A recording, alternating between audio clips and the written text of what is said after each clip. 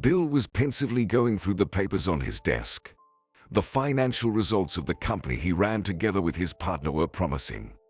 He and Samuel had succeeded in creating and developing their business. They had worked so hard for so many sleepless nights, so many months without a day off, and they had managed to improve the most complex departments in their company. But they didn't want to stop there. They realized that they had to work hard while they were young and full of energy. But Bill was such a person that once he achieved something, he started looking for new activities. And now he decided to try to enter the restaurant business. He began to explore the nuances of different national cuisines, look at the interiors of the best restaurants, and examine business plans and successful projects in this industry. Of course, he would not just leave his existing business, because it was mostly his money that was invested in it. But Samuel turned out to be quite a successful partner. Besides, Bill hasn't come up with any new ideas lately, so it would be right to transfer the established business to his friend, offering to purchase his share.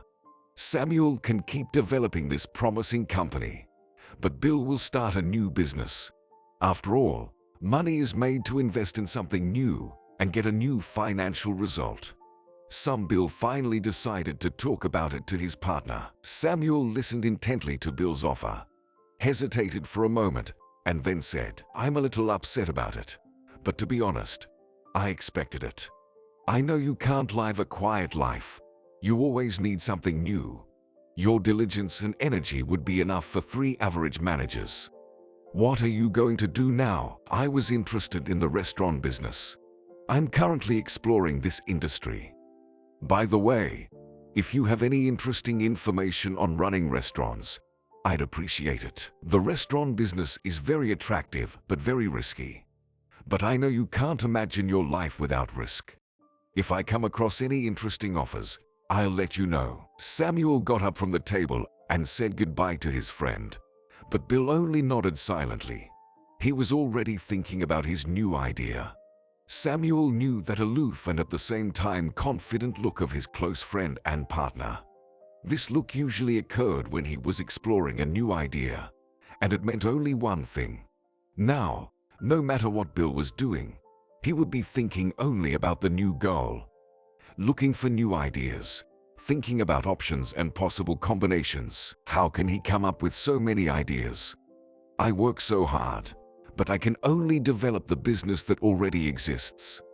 And Bill has a new idea again. How am I supposed to run a business on my own? Should I close the business and get a job at some big company again? No, don't even think about it. Samuel, you are not a genius, but you are not a stupid manual. Am I envious of Bill? Maybe. But why would I envy him if I could use him instead? Very soon, Samuel prepared an interesting offer for Bill. About a week later, they already had a meeting, and Samuel told him about the new commercial offer. The restaurant is located downtown. It's small but quite cozy. The building is very old, so the atmosphere is unusual and interesting. The building has been renovated recently, but you'll have to think about the interior yourself. I think it's a perfect combination of a crowded place in the heart of the city and decent customers. And the price is reasonable, but I think we can still negotiate a lower price. Remind me, what's the name of this place? Paradise. Sounds terrible. Anyway, I can change the name and the interior. The price is really affordable. I think I should come there as a customer. Let's see if I feel like I'm in a luxury restaurant there. Thanks for the information. You've intrigued me. When Samuel left, Bill continued to think about the restaurant and chewed on his pencil out of habit. Is this place really as luxurious as it seems? Paradise. Why do I have a feeling that something is wrong? I don't understand. What makes me suspicious? Perhaps the fact that Samuel was unhappy that I was going out of business and he offered to buy this particular restaurant so quickly. Or is it because the price seems too low? I mean, it's in the heart of the city. I don't know. All I know is that I feel like something is wrong, and my intuition never lies. But what am I supposed to do? I'm sure that outwardly the restaurant is flawless, But how do I know what's going on inside this tricky business? I think a masquerade will help me figure it all out. A random, unattractive customer has a better chance of finding out the truth about the restaurant than a person who wants to buy it. Well, no offense, Samuel, but my grandfather always told me that when you trust people, you should still check their word. The next day, a guy in shabby jeans, tattered sneakers, and a plaid shirt opened the massive door of a fancy restaurant and hesitantly headed inside. But a vigilant manager immediately blocked his way and said, "Hey, where are you going? I think you've got the wrong door. You can't even afford a cup of tea here." The guy grinned and said, "I was walking down the street and suddenly noticed how beautiful this place is. So I decided to visit this wonderful place. Just once in my life. I'd really like to see where rich people have fun and eat. But don't think too badly of me. I'm a law-abiding manual. I can even take out the trash or mop the floor here.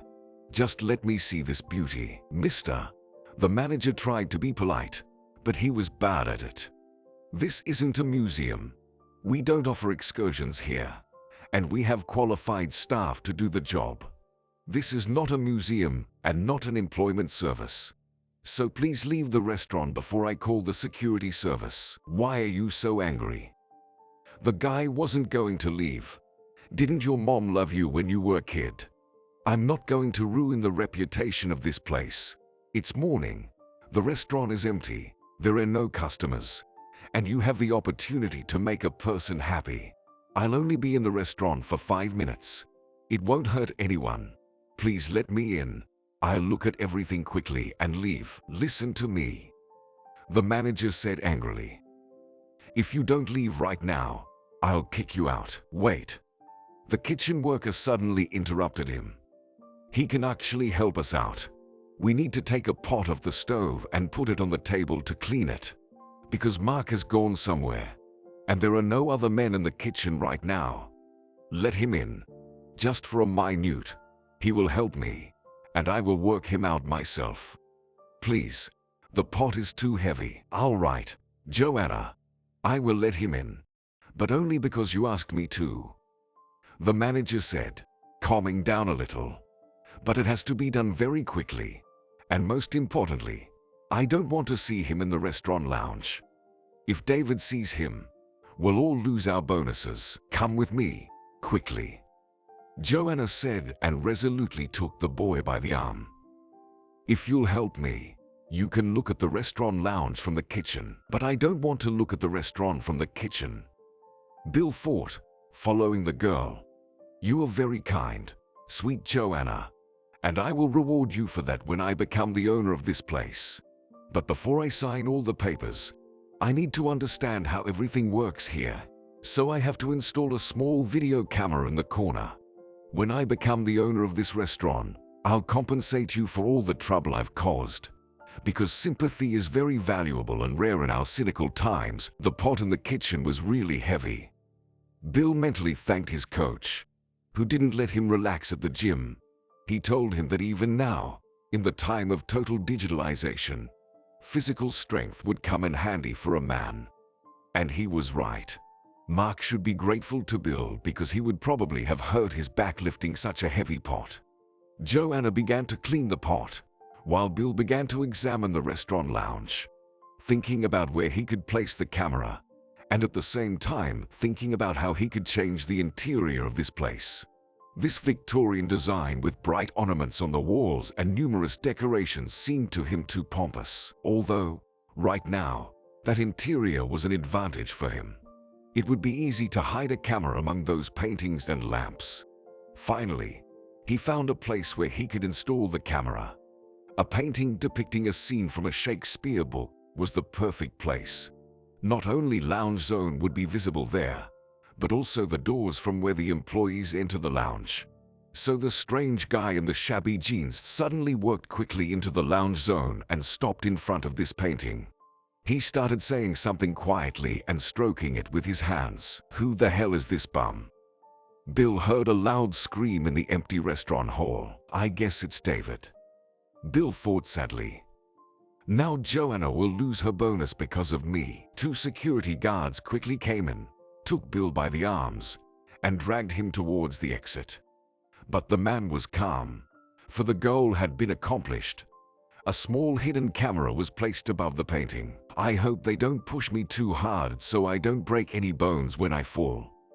Bill fought, but the security officers pushed Bill so hard that he fell onto the pavement face down. If it weren't for the exhausting workouts, the staff at this restaurant would have knocked out all my teeth by now, and I'd be going to the hospital with a broken nose. He thought as he waited for the security staff to leave for the restaurant. I'd better stay lying on the pavement. Let them get nervous. Bill fought, but the man didn't have time to lie on the pavement. He heard heels tapping on the road, and a woman's hand gently touched his shoulder. What happened? Can you stand up? A frightened Joanna was standing in front of him with some bag in her hands. It's not that easy to kill me. Bill smiled and sat down on the pavement. I'm sorry. You will probably lose your bonus and get scolded because of me. No one will scold me. I do the work of 3 employees, and if they fire me, they'll have to hire at least 2 people. But they're greedy, and they realize it's not profitable for them. Here, take it. I put some food from the restaurant menu in a bag for you. I think that if you have had a chance to see the restaurant, you should try the food cooked there as well. With those words, the girl handed Bill the bag and came back to the restaurant. Bill remained sitting on the pavement with the bag, smiling and looking at her. What a wonderful girl. Would Christina risk anything for me in a difficult situation? Oh, by the way, I should call Christina and invite her to dinner. She's a cranky girl and loves attention. And I almost forgot about her because of this restaurant. Wow. Joanna gave me such a delicious cake. The dinner went splendidly. Christina was surprisingly friendly. The wine was good, and the night was warm. In the morning, a satisfied Bill continued to work on his new idea, watching the video from the camera he had installed. He was impressed with the cleanliness of the restaurant. The staff was great. All the employees were attentive to the customers. However, there were very few customers in the restaurant, especially young people. That's not surprising. Such an interior does not attract the younger generation. Bill would have to change the concept of the place and make it more modern, but he'll be sure to keep this brilliant cake on the menu. Suddenly he saw something that made him feel sick. He didn't want to believe his eyes, so he looked closer. He wasn't wrong. Samuel and Christina were sitting at one of the tables in the restaurant, talking casually. David walked up to them and greeted the couple cheerfully. It looked like a meeting of old friends. What happened next was even more interesting.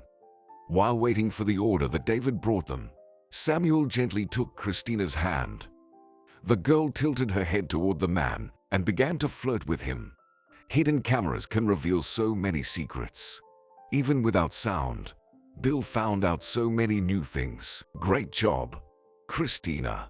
She managed to date 2 men at once.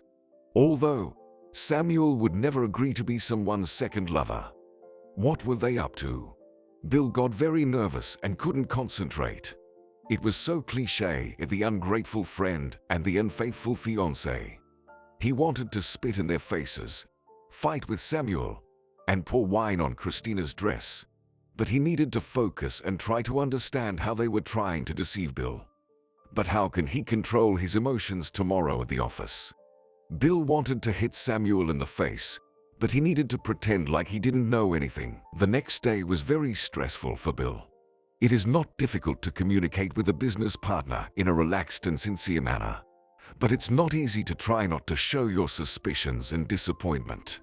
Besides, Samuel immediately began to ask about the new business. Bill, what have you decided about the restaurant? Are you ready to sign the papers? Or are you still thinking? I'm still thinking. Bill replied carelessly and began scrutinizing invoices and financial reports. By the evening, he was exhausted. Luckily, Christina had gone to a party with her friends, and he wouldn't have to pretend to be calm. But it was very difficult to hide his emotions because he was not used to being deceived by the closest people. his fiancée and friend. Samuel came home frustrated, too. He realized that Bill was postponing the purchase of the restaurant, sensing a deception. His intuition was excellent. It had helped them many times in their difficult business. Or maybe he'd seen him with Christina somewhere. This unpredictable girl has never wanted to avoid places where they could meet mutual friends. She is beautiful but very cunning. Does Bill really love her, or does he have the same mixed feelings for her? Anyway, suspicion won't do any good. Samuel realized he had to save the situation somehow. A few days later, Samuel invited Bill to have lunch together. You know, Christina and I recently had dinner together at a restaurant. I'm very grateful to you for treating her that way. We don't see each other very often lately, but she and I were very close when we were kids. Bill almost choked on his pizza. So you two know each other? Why didn't you tell me about this before? Well, she's my cousin. We grew up in the same neighborhood. I didn't mention it because I didn't want personal relationships to get in the way of our business. She doesn't know you're my partner either. Christina is unpredictable and too emotional, and if anything were wrong, it could ruin our business. And as long as she doesn't know we're partners, she won't be able to use our friendship for her own purposes. Bill felt a lot better after that conversation. Samuel turned out to be smarter than Bill had expected. And Christina was really unpredictable. It was a good thing she didn't know they were business partners. Bill knew that Samuel had a cousin, with whom he grew up together and was very friendly. But her name was never mentioned in the conversation. Now, their visit to the restaurant together had a logical explanation. Bill felt great. Now he had a lot of energy. He finally had it all figured out. Thoughts about the restaurant never left Bill's head. But now he had no doubts. And he really missed Christina. So, first of all, he should talk to David. He would hardly recognize that strange man in shabby jeans in him. Bill was ready to sign the necessary papers. After that, he will invite Christina to dinner. After all, life becomes boring without a beloved woman. This time, David was very polite. Even in spite of his stern appearance, he set the table in his office and offered Bill to try the best delicacies of the restaurant. The waitress was bringing the drinks. It was Joanna. Neither Joanna nor David recognized Bill. After negotiations, David agreed to lower the price. He and Bill shook hands and set a date for the deal. Bill happily headed for the exit, anticipating a meeting with Christina. But Joanna suddenly stopped him in the hallway and tugged him by the sleeve of his jacket to take him aside. Worriedly, she said, "Don't buy this restaurant. Please." "Why shouldn't I buy it? I'm a kind person. I won't offend the staff." Bill tried to joke. "Exactly because you're a kind person. Don't buy it," Joanna said confidently. David is a man with a dark past, and he's not always fair in business. Recently, a man came to visit him. I brought food and drinks and heard part of their conversation about the option of getting paid twice for the restaurant. I don't really understand the legal details, but the bottom line is that the restaurant is insured for a huge amount of money in case of a fire or natural disaster. After you sign the papers and pay, there will be a short period of time while the paperwork is being re-registered, and the restaurant is still owned by the previous owner. If there is a fire in the restaurant at that moment, he will automatically receive an insurance payment in addition to the money you pay him. But you will get nothing in this case. Do you often tell the other people's secrets?" The surprised man asked. "No," Joanna said, blushing. "You seem like a decent man. I just don't want that disgusting scumbag to trick you." "I'm sorry. It was a bad joke." Bill gently shook the girl's hand. "I'm going to buy this restaurant anyway. I've already paid the deposit, but I'll never forget your help." A cold wind blew in his face and distracted the man a little from his negative thoughts. It turned out that these people had almost managed to trick him. He had already convinced himself many times that if he felt that something was wrong with a deal, he should look for the reason. Joanna is a nice girl. She's very honest, and she's not afraid to tell the truth. That's a rare quality in people these days. Bill realized that he had to stop communicating with Samuel and Christina. It was frustrating, but there was no choice. If he continued to communicate with such people, they would surely try to trick him again. His cell phone rang in his pocket, and Christina's number appeared on the screen. "Hello, my love. I'm sorry, sweetheart, but I have to cancel our meeting today. I'm getting ready for a big deal that will change our lives. But I have to work all night tonight. I realize you bought a new dress and had your hair done at the beauty salon, but I really need to get ready for the deal. Well, you have a lot of friends. Go out with them." "Christina, calm down. You're screaming so loudly that I can't understand what you're saying anyway. I'm sorry. I can't talk anymore. I'm driving." Bill disconnected the call and dialed Samuel's number, not wanting to listen to Christina's yelling. "Hi, Samuel. David and I have a deal planned. Tomorrow I need the rest of the money. Can you pay me my share for my part of the business today?" "Great. I always knew I could trust you." On the day of the deal, Bill was as calm as professional boxers before a fight. In the morning, he picked up David, and they drove together to the notary. Before they got there, Bill braked sharply, looked at David and said, "David, I know the restaurant is insured for a large sum of money. I've been warned by lawyers that in such situations, there can be machinations involving damage to the property in order to obtain an insurance payout while the property is being re-registered. I don't suspect you of anything like that, but if you can't secure the restaurant before I become the owner, then you'd better give me back the deposit in double the amount, as it is supposed to be in such cases. Because even if a single window breaks, I'll file a report at the police." "So what are we going to do?" David clenched his fists, the huge veins visible on his neck. He didn't look at Bill. His sad gaze was fixed on the windshield of the car. After a moment's pause, he shuddered and said, "Let's go to the notary. The restaurant will be fine. I can't pay back the double deposit right now." The next day, Bill was already working in his new office. The figure of a bronze lion, a stuffed owl, and carved backgammon boards went straight to the trash. Instead, a copy of the first globe, a reproduction of Conji's painting, and a cage with canaries appeared in his office.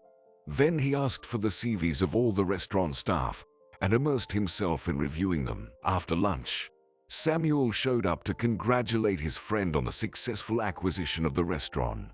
Samuel looked a little pale. Bill asked Joanna to bring them coffee and turned to his ex-friend. "Come in, have a seat. Did you come to talk about business or about something else?" "I actually came for advice. You know, I've never run a business on my own, and I'd like to come to you for advice sometimes." Bill didn't have time to respond to Samuel. Joanna entered the office with 2 cups of coffee, but when she saw Samuel, she flinched and almost spilled the coffee. Samuel, seeing the girl, became upset, and then a defiant look appeared on his face. "I see you two know each other," Bill noted, took the coffee, let Joanna go, and turned to Samuel. "Samuel, no need to make a surprised face. We will never be friends again. But tell me, why did you decide to betray me? Maybe you didn't consider me a friend, but I was your partner. I helped you solve all your problems, and even offered you to buy my share of the business at a low price. If you remember, my contribution to the authorized capital was much higher than yours, and you're not even ashamed to sleep with my girlfriend, pretending she's your cousin. By the way, I found out that your cousin's name was Susie, but she died a year ago of peritonitis." Samuel's cheek began to twitch and he sputtered his coffee. "You never considered me a partner. You considered me a servant. All the achievements in our business have always belonged to you alone. You always acted like I was stupid and didn't know how to do anything. You were always the one who came up with all the ideas. We always listened to your intuition and applied your out-of-the-box solutions. Why do I even have to explain anything to you? Yes, I'm sleeping with your girlfriend, but that's all you can accuse me of. You're so arrogant." Samuel stood up abruptly, ignoring the coffee stains on his light-colored pants, and walked out of the office, slamming the door loudly. Well, I hope Christina won't come to me after finding out about this conversation. Bill thought sadly and summoned Joanna to his office again. The girl entered the office, confused and not understanding what her new boss wanted. "Please have a seat," Bill said calmly. "Do you mind if I ask you some questions? Ask anything you want. I don't mind," the girl replied, shrugging her shoulders. "The man who was in my office just now, was he the one who discussed with David the terms of the deal you warned me about?" "Don't worry. This information is for personal purposes only. You have nothing to fear. This man is my former business partner. No one will know about it. It could damage the reputation of the restaurant." "Yes, it was him. I have one more question." Bill paused, trying to find the right words. "Why apologize for being so brazen and asking about your personal life? But it seemed to me that this wasn't the first time you've seen each other. This is not just ordinary curiosity. Now I have to understand what risks I might face and which employees I can trust and which I can't. I would appreciate it if you would answer that question honestly." "Yes, I used to know him, but it was a long time ago," Joanna said sadly, trying to hold back tears. "But it had nothing to do with the restaurant. It was a long time ago, 8 years ago, when I was still a student. We dated for a while, but then we broke up. I hadn't seen him in years, but I immediately recognized him when he showed up at our restaurant. Thank you for your sincerity. You've helped me a lot. If this man tries to get in contact with you, offer you money, blackmail you, or intimidate you, let me know. Together, we will solve this problem. Deal?" Joanna nodded silently and headed for the kitchen, swallowing her tears. "Samuel, you're ruining everything around you," Bill thought annoyingly, and began studying the restaurant's paperwork. The next few months at the restaurant were very stressful. Bill decided to change the Victorian style to a colonial style. It helped minimize the cost of changing the concept. Wallpaper was repainted in the color of dry grass. Lamps and oak chairs were donated to various institutions, and compositions with exotic plants took their place. The restaurant got rattan furniture and a huge cage with a talking parrot. Bill changed the name of the restaurant, and the first curious visitors have already shared with locals favorable reviews about the restrained gourmet exoticism, excellent cuisine, and romantic coziness. Bill was constantly in the restaurant. He carefully studied all the CVs and fired unreliable employees, then contacted recruiting agencies to find new employees. The man noticed that Joanna was willing to do any job at any time. He sympathized with the girl who had saved him from being deceived and wondered why she worked so hard. "I urgently need money to pay for Andrew's surgery." He was climbing a tree with the other boys, but he fell down and broke his arm. The bone didn't heal properly, and now he's getting bullied at school all the time. The more time passes, the harder and more expensive it will be to fix it. "Work day's over. We need to go," Bill commanded. "Where?" Joanna asked confusedly. "I'd like to meet Andrew," Bill answered confidently, took Joanna's hand, and they walked to the car. After stopping at a supermarket on the way, buying groceries and a red toy race car, they headed to Joanna's apartment. A boy about 7 years old with blonde hair and a piercing gaze ran out of the room. Looking at him, Bill stopped and didn't know what to say, for there was a copy of Samuel looking at him. But with one difference. The boy had sincere blue eyes. Bill crouched down and handed the boy a gift. "This is a gift for you. Take it. I don't know all your hobbies yet, but I hope you like it." The boy jumped excitedly, and Bill looked at Joanna. She continued to look at Bill sadly and a little doomed. "How much does the surgery cost?" the man asked. The amount of money she named was a lot for Joanna, but not for Bill. "Okay, now listen to me. Starting tomorrow, you're on vacation. Get ready for surgery. I'll find out where it can be done properly. I'll pay for everything, no objections." The man said confidently, "We will cure the boy. After the surgery, bring me your university diploma and we'll find a better position for you. You've had enough of cleaning pots and pans in the kitchen. You'll be fine, I promise." Joanna stood silently looking at Bill, and tears were dripping from her eyes. Those eyes reflected pain, hope, and sincere gratitude. Bill looked into those eyes, and his heart raced. Life is so unpredictable. Now Samuel was left with a hysterical and unfaithful girlfriend, and Bill met Samuel's beautiful, kind, and sincere ex-girlfriend. Bill walked over to Joanna and held her tightly to him. 6 months later, the ex-friend showed up in Bill's life again. He came to his restaurant without calling him beforehand, frustrated and confused. "Help me out, buddy." He turned to his old friend. "I have absolutely no one to turn to. I think I messed everything up again." "What happened?" Bill asked calmly. "I gave you everything you needed. A successful business, a beautiful woman, and experience.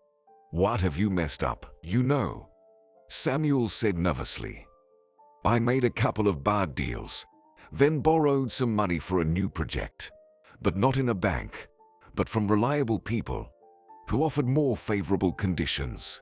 But the new project didn't work out either. Now I have no money to pay back. They threatened me. They said they'd kill me and Christina." "Why do you always mess with such people?" Bill replied.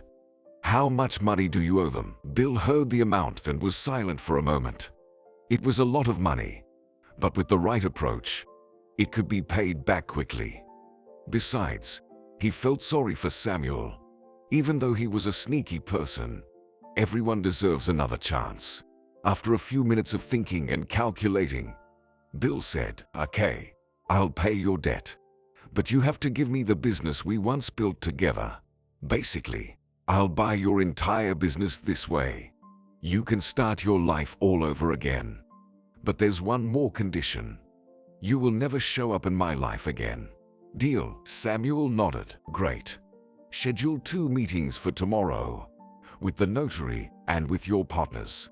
Send me the information over the phone." As the door closed behind his ex-friend, Bill picked up the phone and made a call. "Hi Joanna. How are you doing? What's Andrew doing? Math homework? Great. It's an important subject. Andrew should become a famous scientist." "No, I was just kidding.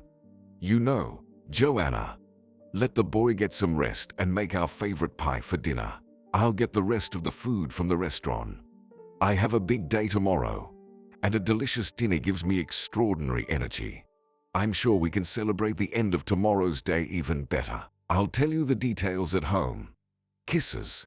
Hug Andrew for me." Bill ruffled the hair on his head and started thinking about his new business plan.